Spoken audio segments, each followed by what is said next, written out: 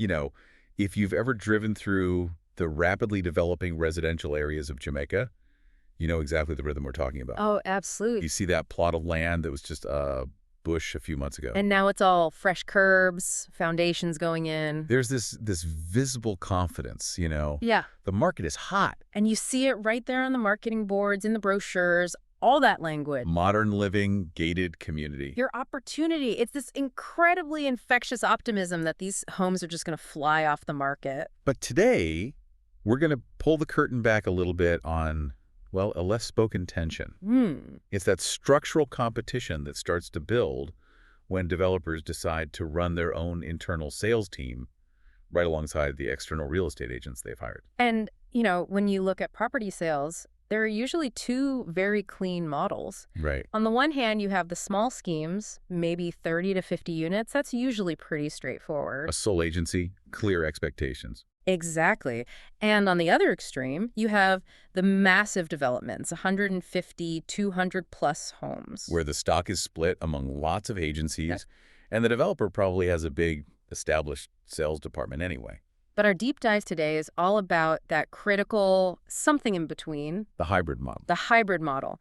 And it doesn't just, appear overnight. It starts very innocently. How so? Maybe a site manager starts answering calls from walk-ins, or a project administrator does a few follow-ups. It's just an admin function, really. But that function, it starts to harden, doesn't it? Yeah. It solidifies into a full parallel sales channel. Running quietly right alongside the external agents. Suddenly it has a dedicated person, maybe its own little marketing budget. And now you've got two horses running on the same track. Our mission today is to really get into the structural reasons for this tension, to identify the commercial risks, and, most importantly, give you the strategies to navigate this whole ecosystem with clarity. So let's unpack it. Let's look at the anatomy of this thing. Let's do it. On the surface, this hybrid selling idea, it seems like a genius move, right? It looks efficient. Maximally efficient. Oh. More routes to market, more people talking about the development. You're just maximizing your chances of a sale. But the sources we looked at draw a really critical line here. Selling property, especially, high-value homes in a market like Jamaica's, it isn't like selling consumer goods. It's not about volume. It's not. It's about trust. It's about managing a really complex sale, and it's about the human effort that has to be put in right at the start. And that effort, it's hugely front-loaded onto the external agent. Oh, completely. When they take on a development, they're putting their own capital and time on the line before a single contract is even looked at. Just think about the actual cost. Well, yeah. They're hiring people for professional drone shoots of empty land. They're creating high-quality photos, running digital ad campaigns. They're activating their own databases that took them years to build. They're spending money just to create the initial... The initial buzz, yes. And beyond just the dollars, there's the intellectual lift, isn't there? A huge one. They have to patiently walk people through complicated floor plans, try to explain architectural drawings. Manage expectations, which is huge for off-plan sales where there's literally nothing to see yet. You're absorbing the buyer's anxiety, the anxiety about what will be there versus what they can see right now. So in short, the agent is lending their professional credibility, their reputation, to the developer's project. That's it. They're translating a vision on paper into a trustworthy, bankable asset, and that work is absolutely fundamental for market confidence. Okay, so let's pivot from that. Let's contrast that intense upfront effort with the developer's own internal team. The source material called it the center of gravity advantage. Which is a perfect way to describe it. The internal team benefits just by being there. Physically on-site. Physically on-site. They get the walk-ins because a buyer saw a generic sign on the road and just drove up. They get the calls from a Google search that might have been fed by the agent's own marketing. So the agent is out there doing all the heavy lifting to create awareness. Right. But the simple geography of the site shifts the power dynamic to the internal team. They just get to harvest the demand that's created elsewhere. And this is where the whole structure creates a huge vulnerability for the agent. Proximity breeds flexibility. And discretion. And discretion. The internal salesperson sits, physically closer to the decision makers, the owner, the finance director. So what does that actually mean for a buyer who's standing there on the site? It means speed. It means negotiating power. The internal person can say, you know what, we'll absorb the stamp duty for you. On the spot. on the spot. Or we'll throw in the upgraded appliances. Yeah. They don't need a 3-day approval process that the external agent has to go through. And this isn't, malicious. It's just structural. They just have faster discretion. I see. So the agent is doing the hard work, educating the uncertain buyer, bringing them into the fold, while the internal team gets to capture the low-friction buyers. Yeah. The ones who show up ready to go and just need a little nudge to sign. The whole system is basically set up to reward whoever is closest to the front gate and the checkbook. It creates this quiet imbalance. And that imbalance, it feeds directly into buyer psychology, doesn't it? Right. The sources were very clear on this. Buyers are not dumb. They're perceptive, and they spot these patterns fast. Oh, immediately. They learn pretty quickly, maybe from a neighbor who already bought or a friend, that if you go direct to the site manager, You might get a little something extra. you might unlock a better package, a faster answer, or that unadvertised concession that saves you a couple %. Okay, but hang on. I have to challenge this a little. Please. If the developer's job is to sell every single unit, and the buyer's job is to get the best possible deal, is this really commercial erosion? Or is it just, competition? That's a necessary challenge. And the experts we looked at, they call this rational behavior. The buyer isn't doing anything unethical. They're just responding to the system they're in. Exactly. They are responding rationally to a blurred incentive structure. But it is commercial erosion for the agent, because the system ends up rewarding the person who contributed the least amount of that initial high-friction work. So the buyer's thinking, well, Agent A showed me the floor plan last week, but this person on site just offered me a $5,000 landscaping credit if I sign today. And there you go. The agent did the work, the internal team got the sale. Which brings us to this kind of deep irony in the marketing. Yes. The better your marketing is, the more it can undermine the very people who paid for it. Think about it. A huge billboard on the highway, a massive social media campaign, open invitations for site visits. It all builds general awareness, high visibility. But awareness without control is just a blunt instrument. It becomes a public good, really. In this hybrid model, that public awareness benefits whoever is sitting by the phone or at the front gate, no matter who paid for the billboard. So the better the general marketing campaign is, the more untraceable generic leads you get. Walk-ins with no appointment, untracked WhatsApp messages, emails just flowing around. The source of the demand just gets completely blurred. and that's the commercial fallout for the agent. That's it.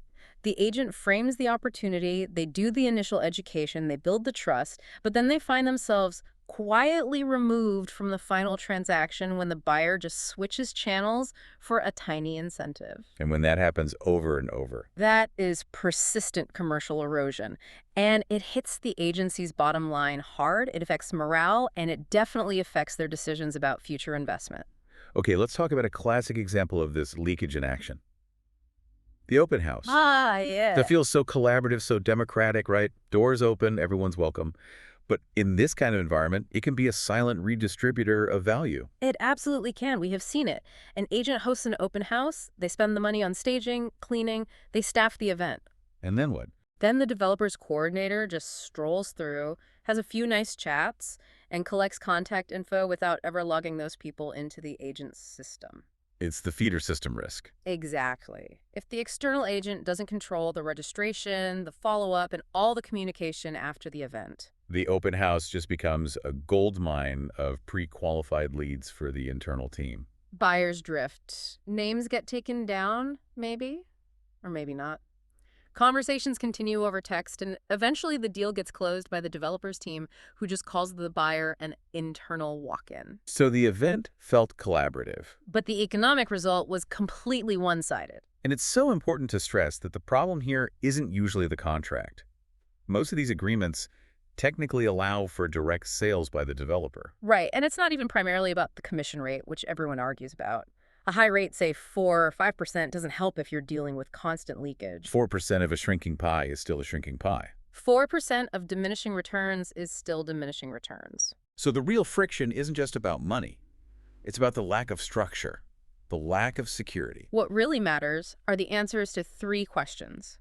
Who owns the inquiry? Who is responsible for following it through? And who actually benefits from the effort that was spent? And when those lines are blurred... Friction is not just possible, it is guaranteed. Okay, so let's make this really practical for our listeners. If these hybrid models are just a reality of the market in Jamaica, What can agencies and agents actually do to protect themselves? First thing is you have to replace pure optimism with some hard-nosed practicality. Be extremely cautious about spending big money on broad, untargeted marketing. Because if your marketing just creates a big pool of untraceable leads, You are basically creating free commercial value for the internal team. You're paying for their leads. so you have to favor strategies where you can, from the very first contact, identify, register, and protect your buyers. Precisely. This means you favor private viewings that are scheduled through your system, not public open houses. It means you use your own database for outreach so you can prove the relationship existed before any big marketing push. And I'm guessing running highly tracked digital campaigns is critical here. And that means more than just a generic Facebook ad. Oh, much more. It means making sure your ad spend drives traffic to your agency's specific landing page. With its own lead capture software. Yes, not the developer's generic website. You need an irrefutable digital paper trail. If you spend $500 on Google Ads, you have to be able to prove that your $500 generated buyer X. That's a major shift toward digital accountability, really. It has to be. And for open houses, the rule is simple. Only do it if your agency controls the process from end to end. Registration, follow-up, everything. And if that control is diluted, You should reconsider the event entirely. It's a strategic choice. I think that's a key takeaway right there for the agencies. It is not a failure to say no, it's strategic positioning. Yeah, You have to assess if the risk makes commercial sense. absolutely. Now let's flip this. Let's talk to the developers, because they really need to be thinking about the long-term view here. Right, because this hybrid model might seem efficient in the short term. But it systematically weakens their most valuable partnerships over time. How does that play out? Agents are smart. After they experience this erosion once or twice, they get cautious. They pull back. They shift to more conservative marketing. They're not going to invest their best resources or their best people on your next project. So the developer starts to suffer from high agent turnover and just less enthusiasm in the marketplace. The source material was so clear on this. The strongest projects, the most stable ones, they choose their lane. They commit. They either invest properly in a fully integrated, transparent internal sales team with really strict rules, or they empower their external partners fully, transparently. They give them real reasons to invest their best efforts. Because that murky middle ground, that hybrid space, that's where things get fragile. That's where everyone is involved, but nobody feels secure. And you end up with dissipated energy and a reputation for being, frankly, difficult to work with. So when you boil it all down, what does this all mean for you, the listener? As Jamaica's development market keeps growing, there's just a crying need for more deliberate structures, clearer boundaries. We have to remember the value an agent brings goes way beyond just filling out a form. They aren't just paper pushers. Not at all. They are essential for market confidence. They are translators of vision for a buyer looking at a piece of dirt. They are managers of risk who navigate contracts. And they are builders of trust. And when that role gets quietly diluted, when their effort gets captured by someone else, The entire sales ecosystem starts to lose its integrity. It loses confidence. so the friction we're seeing, it's not about personalities clashing, it's a structural gap. And this is really a call for clarity in how these partnerships are designed from the very beginning. Exactly. Because in property, and this is true for so much more than just real estate, what looks solid on the surface, it often depends entirely on what's been properly thought through and secured underneath. So here is the provocative thought we want you to carry forward from this. Yeah. In any partnership you have, real estate, business, any collaboration where roles overlap, ask yourself, where are the structural gaps that could lead to leakage? Are you maybe inadvertently paying for someone to build awareness only to have that value captured by someone else who put in less work? Because clarity is the foundation of confidence, and confidence is the foundation of the market.